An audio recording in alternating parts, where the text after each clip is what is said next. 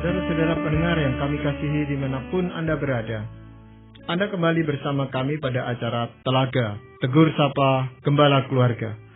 Saya Gunawan Santoso dari Lembaga Bina Keluarga Kristen, dan kali ini saya bersama Ibu Wulan, Ibu Dana Teologia. Kami akan berbincang-bincang dengan Bapak Pendeta Dr. Paul Gunadi. Beliau adalah seorang pakar dalam bidang konseling serta dosen di Seminari Alkitab Asia Tenggara, Malang. Perbincangan kami kali ini tentang tes pujian. Kami percaya acara ini pasti bermanfaat bagi Anda sekalian, dan dari studio kami mengucapkan selamat mengikuti. Bapak, terus terang saya kadang-kadang merasa nyaman itu dipuji orang, enggak boleh. Sampai kadang-kadang bisa ketagihan dan segalanya, tapi baru kali ini kita mau berbincang-bincang bahwa itu adalah suatu ujian di dalam pujian gitu, Pak Paul. Apa memang seperti itu, Pak Paul? Memang seperti itu, Pak Gunawan. Jadi firman Tuhan berkata ya di Amsal 27 ayat 21, kui untuk melebur perak dan perapian untuk melebur emas, dan orang dinilai menurut pujian yang diberikan kepadanya. Sebetulnya kata dinilai itu tuh berasal dari kata diuji, dites, ya, oleh pujian yang diberikan kepadanya. Jadi pujian memang mengandung ujian. Iya, Bapak, kalau kita sebut ujian, itu tentu sesuatu yang positif ya, Bapak. Jadi berbeda dengan pencobaan itu, yang memang tujuannya untuk menjatuhkan seseorang. Tetapi bagaimanapun juga, kita kan was-was juga. Ini kita bisa lulus enggak itu di dalam ujian itu tadi. Nah, bagaimana itu, Bapak, kita supaya ya tentunya tidak menghendaki kita itu gagal di dalam ujian. Siapapun yang menghendaki kita bisa melewati ujian itu dengan baik. Tetapi apakah ada hal-hal tertentu yang Pak Paul bisa sampaikan? Bagaimana kita harus menanggapi suatu pujian yang disampaikan oleh orang kepada kita itu, Pak? Pertama-tama kita harus menyadari bahwa pujian itu tuh memang bisa menggagalkan kita ya. Nah, nanti akan saya jelaskan dalam pengertian apakah kita gagal. Tapi ada sekurang-kurangnya 3 hal yang bisa terjadi ya tatkala kita menerima pujian. Pertama, pujian merangsang kita untuk meraih lebih tinggi. Begitu tingginya hingga kita kehilangan perspektif akan siapa kita sesungguhnya. Ya.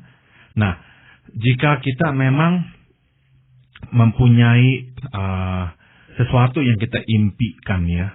Nah, terus kita akhirnya mendapatkan pujian bahwa seolah-olah kita telah mendapatkan impian itu. Kita mudah takabur. Kita mudah berpikir, wah, saya sudah sehebat itu. Nah, waktu kita berpikir kita sehebat itu, nah, jatuhlah kita, gagallah kita. Nah, atau sebaliknya, Pak Gunawan, misalkan pujian itu tuh berkaitan dengan sesuatu yang tengah kita gumulkan, problem kita. Kita belum bisa selesaikan, terus akhirnya orang memuji kita. Ini juga kalau tidak hati-hati, bisa membuat kita beranggapan kita sudah sepenuhnya terbebas dari problem atau kelemahan itu. Meskipun sesungguhnya belum. Kita masih mempunyai kelemahan tersebut. Nah, pujian membutakan mata kita. Oh, bahwa kita masih memiliki kelemahan itu. Papa, penjelasan Papa ini rasanya suatu hal yang baru gitu ya, suatu hal yang menyentakkan gitu.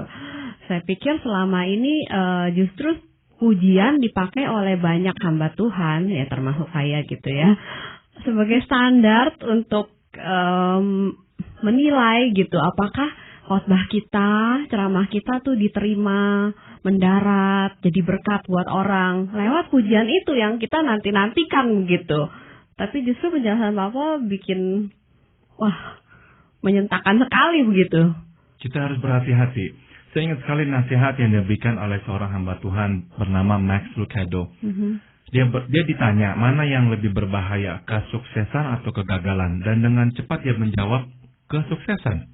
Ditanya kenapa? Dan dia menjawab, kesuksesan membuat orang berpikir bahwa dia sudah sehebat itu. Nah, jadi misalkan dalam hal berkhotbah, kalau kita berkhotbah dengan baik dan orang terus memuji kita, nah, kita benar-benar, misalnya kan dari dulu kita berimpi ya, kita ini bermimpi, kita ingin bisa berkhotbah dengan baik. Waktu orang memberikan pujian itu, waduh, kita benar-benar merasa diri hebat gitu. Melayang. Nah, waktu kita melayang, kita lepaslah dari diri kita yang sesungguhnya. Bahwa itu sebetulnya sesuatu yang masih kita harus raih dengan susah payah. Tapi karena kita telah mendapatkannya, kita terkebur. Kita sudah sehebat itu. Nah, celakanya, pada momen kita menganggap kita sehebat itu, kita menuntut orang memperlakukan kita sehebat itu pula, setara itu pula, sekelas itu pula. Kita nggak akan terima orang memperlakukan kita di bawah taraf itu. Ya, berarti yang rentan terhadap pujian ini bukan cuma anak-anak yang bisa menggelembung karena dipuji berlebihan, tetapi kita juga sebagai orang dewasa bisa seperti itu, Bapak. Bisa sekali. Itulah yang sering terjadi pada hampir semua pemimpin ya, akhirnya jatuh. Dan jatuh biasanya awalnya adalah karena keberhasilan. Karena keberhasilan dia mendapatkan banyak pujian, dia akhirnya berpikir dia sehebat itu dan dia menuntut orang memperlakukannya sehebat itu pula. Atau yang tadi yang keduanya yang saya sebut yaitu dia sebetulnya lemah dalam hal itu. Ya, dia sebetulnya lemah dalam hal itu. Misalkan ada orang yang suka marah. Nah, akhirnya dia mulai belajar menguasai kemarahan dan banyak orang memuji-muji dia. Sekarang dia sabar. Nah, saking terlalu sering mendapat pujian seperti itu, dia terlena, dia lupa, dia masih mempunyai masalah dengan kemarahannya. Karena itu dia lepas pengawasan terhadap dirinya. Suatu hari waktu ada sesuatu terjadi, dia meledak, dia misalnya memukul orang dan sebagainya. Atau dosa yang umum yang sering terjadi dalam hal misalkan kejahatan seksual. Kita gagal menyadari kita mudah atau bisa jatuh, ini adalah problem kita semua. Kita anggap saya kuat, nggak akan jatuh. Nah, akhirnya karena kita lengah, sungguh-sungguh kita jatuh. Nah, sekali lagi orang bisa buta karena apa? Pujian. Jadi itulah caranya pujian menggagalkan kita. Apakah itu berarti kita, kalau gitu lebih baik jangan terima pujian deh, Pak Paul? Saya kira ada waktu dan tempatnya kita mendengarkan pujian ya. Tapi jangan sampai kita jatuh seperti tadi itu tuh. Ya. Tapi kadang-kadang pujian itu memang seperti sesuatu yang membuat kita itu ketagihan terus-menerus gitu, Pak Paul. Kalau tidak ada orang memuji itu lalu kita bertanya-tanya apa yang salah gitu loh. Iya. Itu betul sekali Pak Gunawan. Jadi pujian itu tuh bisa membuat kita bergantung pada penilaian orang. Akhirnya kita tidak lagi menghiraukan apa yang sebenarnya Tuhan atau kita sendiri kehendaki. Kita ini seperti hewan sirkus jadinya Pak Gunawan. Kita bereaksi sesuai dengan imbalan atau pujian yang diberikan. Ya, hewan sirkus kan diberikan ikan misalnya, diberikan daging, dia akan berakting seperti yang kita inginkan. Nah, kita akhirnya tidak tahu lagi apakah memang kita sesungguhnya seperti itu tuh, tidak tahu. Karena yang penting adalah apa yang orang harapkan, apa yang orang nanti akan puji, dan itu yang akan kita lakukan. Ya, contoh yang umum adalah kita seharusnya berani untuk menegur rekan kita yang salah. Tapi kita nggak berani, karena apa? Karena rekan ini seringkali memuji kita. Jadi kita nggak bisa efektif menjadi manusia. Tidak bisa efektif juga menjadi alat Tuhan. Tidak bisa mendengarkan apa yang Tuhan inginkan. Begitu. Contoh yang lainnya adalah waktu Yohanes Pembaptis menegur Herodes. Dia benar-benar dia bisa memisahkan dirinya dari pujian-pujian dan apa yang orang harapkan pada dirinya. Makanya dia langsung datang ke Herodes, dia tegur dosa Herodes, walaupun untuk hal itu akhirnya dia harus kehilangan nyawanya. Dengan kata lain, kalau kita terlalu bergantung pada pujian dan penilaian orang, kita tidak peduli lagi dah apa yang Tuhan kehendaki, apa yang sebetulnya saya harus lakukan, tidak peduli. Yang penting orang senang. Papa berarti letak permasalahannya bukan pada orang yang memberi pujian ya, berarti pada kita yang menerima pujian. Karena kan tetap benar kan teori yang bicara tentang reward and punishment itu kan tetap ada faedahnya begitu. Cuma yang harus berhati-hati yang menerima pujian itu ya Pak Paul. Jangan sampai kita bergantung pada penilaian orang. Kita mesti sadar selalu penilaian Tuhan atas diri kita dan penilaian diri sendiri terhadap kita ini nih. Cuma kan Tuhan nggak pernah ngomong langsung, Pak Pol. Kita menilai penilaian Tuhan tanda kutip lewat penilaian orang-orang begitu. Apalagi misalnya penatua, majelis begitu ya, kita anggap itu perwakilannya Tuhan lah tanda kutip gitu. Sudah tentu silakan kita dengarkan, ya boleh dan harus ya kita dengarkan masukan orang. Tapi di samping itu juga kita mesti sadar juga apa yang misalkan firman Tuhan katakan, apa yang menjadi standar itu.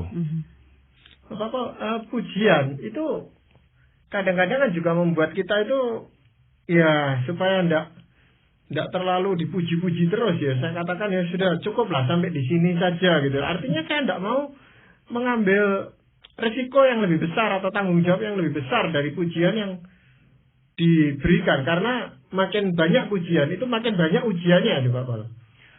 Pujian memang bisa memberi kita beban mental, dan ada sebagian orang yang enggak tahan memikul beban mental itu. Jadi daripada dia memikul beban mental, dia mengelak dari tanggung jawab. Nah, ada orang yang menjadi seperti itu. Ya, jadi pujian menciptakan ketakutan untuk memikul tanggung jawab. Takut apa? Takut kalau kita gagal memenuhi harapan orang.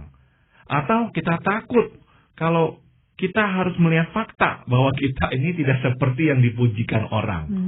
Nah, daripada kita melihat diri sendiri gagal, kita berhenti mencoba.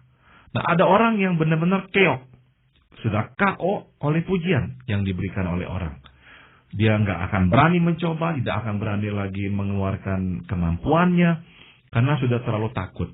Nah, jadi dengan kata lain, dalam hal itu juga, pujian telah menggagalkan orang tersebut.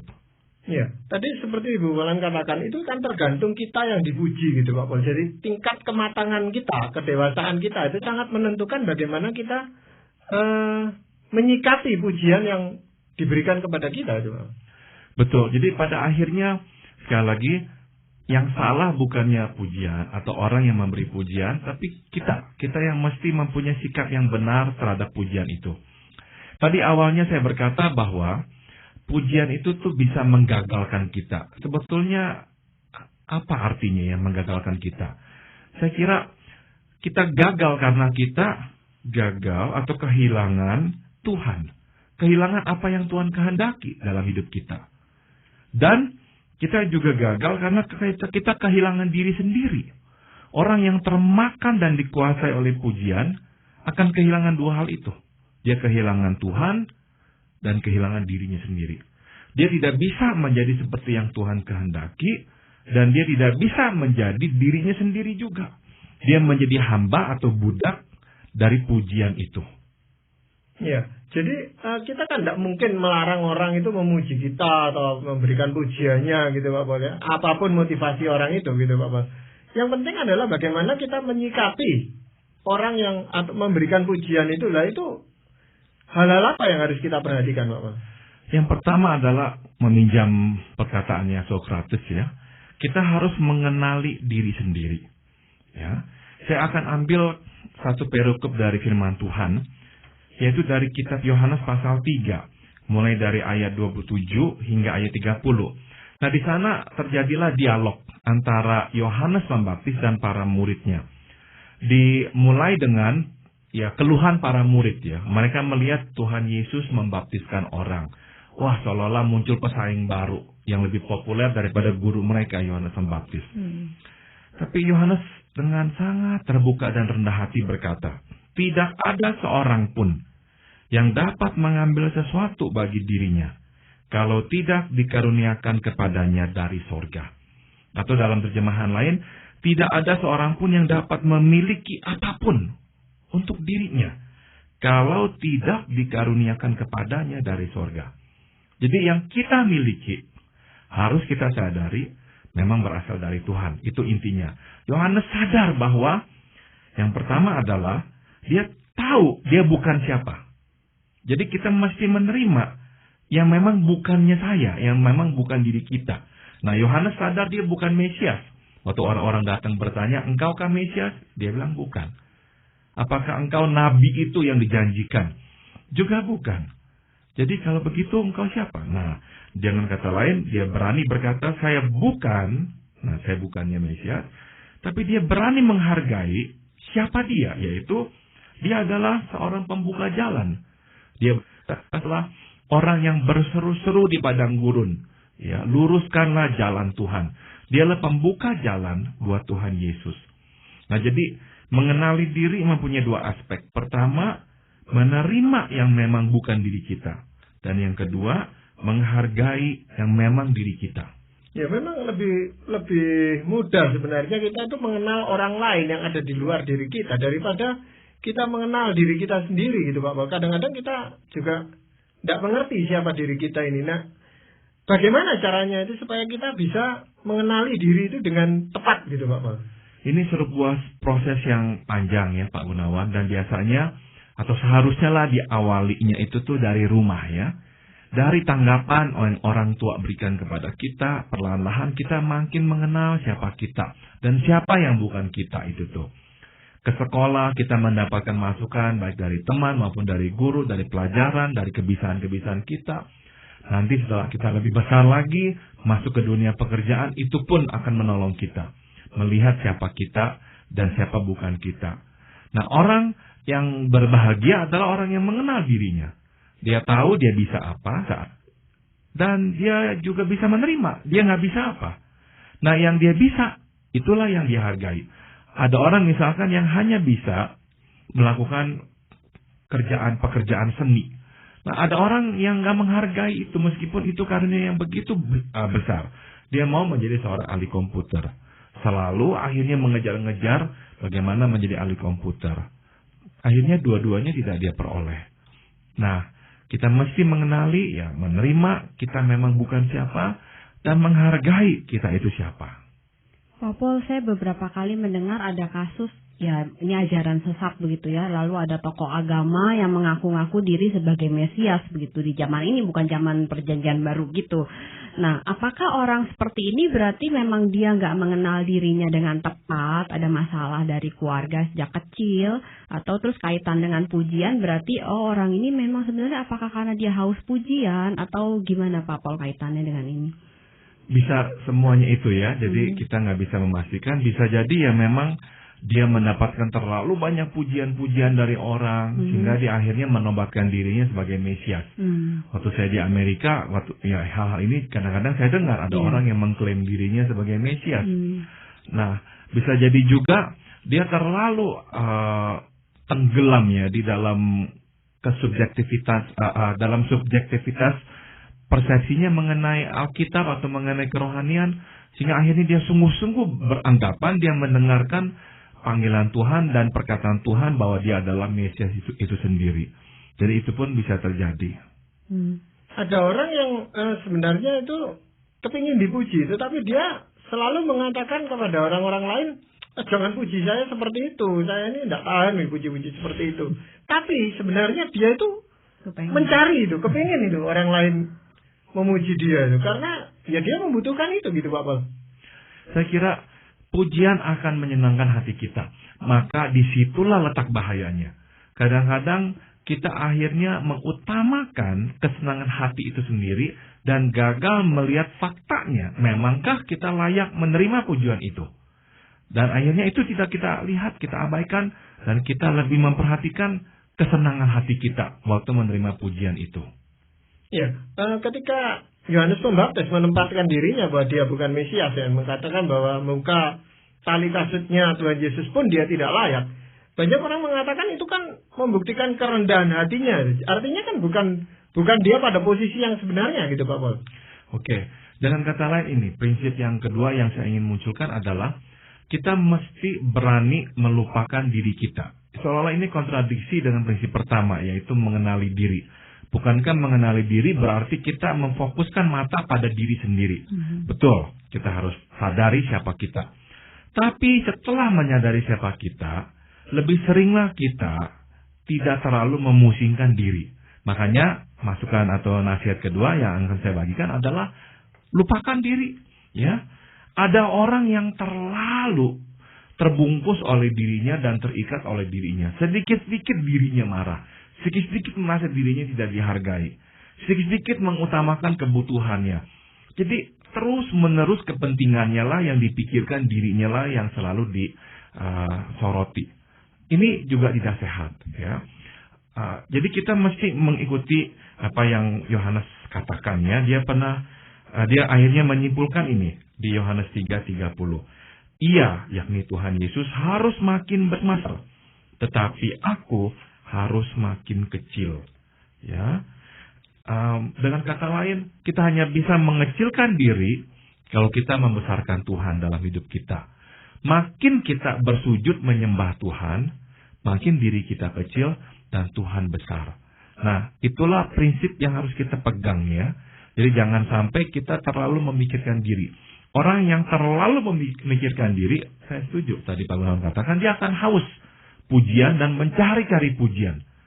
Karena memang terlalu memikirkan dirinya. Tapi kalau dia nggak pikirkan dirinya, dia hanya bertindak biasa. Orang waktu memberikan pujian dia dengar, sebab itu adalah seperti ya cermin saja, yang dia lihat dan udah begitu saja. Pak Paul, ada kaitannya nggak melupakan diri kita dengan penyangkalan diri yang Tuhan tuntut dari setiap orang Kristen? Sangat erat kaitannya, ya. Jadi kita enggak mendahulukan kepentingan kita, tapi demi Tuhan kita mendahulukan kepentingan Tuhan dan kepentingan orang lain.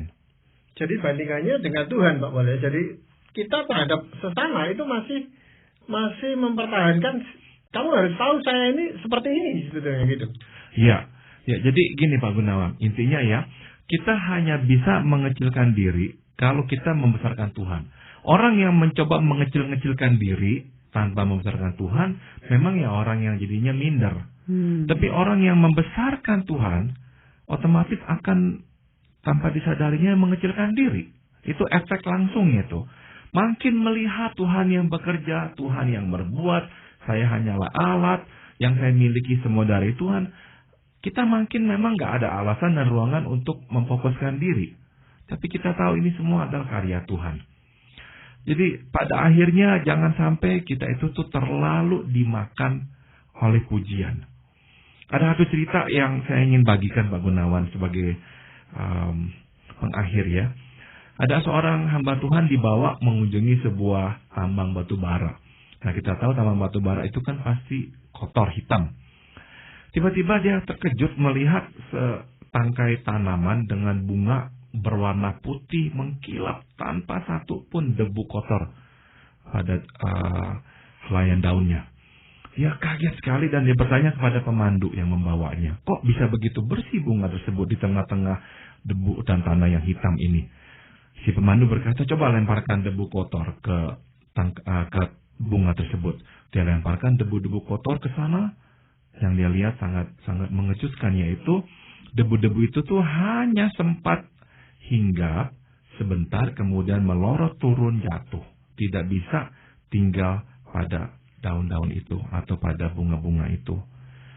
Nah, si pemandu menceritakan atau menjelaskan bahwa bunga itu mempunyai permukaan yang sangat halus.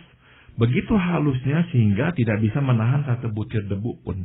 Maka bunga tersebut tetap bersih dan putih di tengah-tengah debu dan tanah yang hitam. Nah, saya kira itu contoh yang baik untuk kita, ya. Kita haruslah menjadi seperti bunga itu. Kita mendapat pujian ya pasti ya nempel sedikit. Tapi setelah itu biarkan pujian itu turun. Sama dengan kritikan juga. Kita terima, ya biarkanlah kena, ya. Kita mesti belajar dari masukan yang orang berikan. Tapi setelah itu biarkan turun. Jangan terlalu seperti lem, ya, di mana semua hal melekat pada diri kita, ya. Pujian orang melekat pada diri kita, kritikan orang melekat pada diri kita. Biarkan semuanya jatuh, ya. Kita dengarkan, setelah itu kita tanggalkan kembali. Iya, menarik sekali untuk suatu ilustrasi yang tadi Pak Paul sudah sampaikan. Dan terima kasih Pak Paul untuk perbincangan kali ini, juga Ibu Bulan terima kasih. Para pendengar sekalian, kami juga berterima kasih Anda telah mengikuti perbincangan kami dengan Bapak Pendeta Dr. Paul Gunadi dalam acara Telaga Tegur Sapa Gembala Keluarga. Kami baru saja berbincang-bincang tentang tes pujian. Bagi Anda yang berminat untuk mengetahui lebih lanjut mengenai acara ini, silakan Anda menghubungi kami lewat surat. Alamatkan surat Anda ke Lembaga Bina Keluarga Kristen atau LBKK, Jalan Cimanuk 58, Malang. Anda juga dapat menggunakan email dengan alamat telaga@indo.net.id. Saran-saran, pertanyaan, serta tanggapan Anda sangat kami nantikan. Akhirnya dari studio kami mengucapkan terima kasih atas perhatian Anda. Sampai jumpa pada acara Telaga yang akan datang.